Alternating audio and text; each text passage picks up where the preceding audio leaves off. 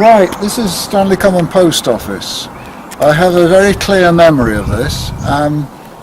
Mother sent me up to get probably 20 Park Drive or something like that. 1959. And it was closed. The post office was closed. And I went back and I said, it's closed. I said, why is it closed? And Auntie Brenda was sitting there and Mother was sitting there. My mother, both of them were very embarrassed. They didn't want to tell me what was the matter. Just Mother muttered something about the dirty bugger him or something like that. Anyway, it turned out that Jack Carrier had been discovered as a gay man. And he was driven out of the village a sort of homophobic lynchman, as I understand it. He was put in a position that he had to leave. I don't know the details about it, but I do know, I found out later on, that as a younger man, he was in a prisoner of war camp in World War II, a Japanese prisoner of war camp, and he had terrible marks on his hands where he was tortured there. So he had served his king and country very well. He'd carried on the family business with the Stanley Common Post Office, much smaller than it is now. And that was how he was treated. And when I asked Mother further questions, she said he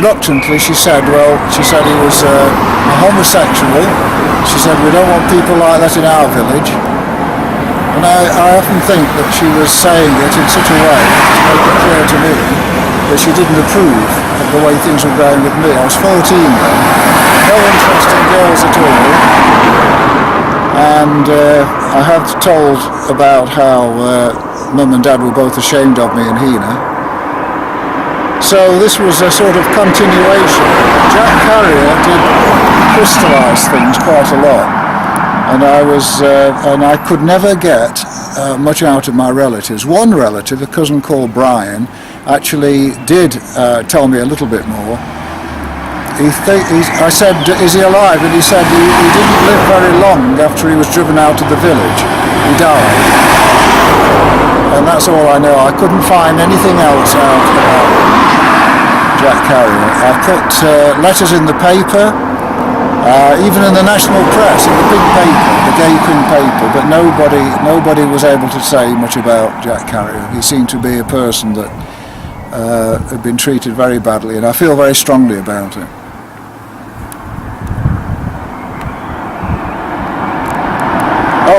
One thing my mother did say, she used this expression, no good to any woman.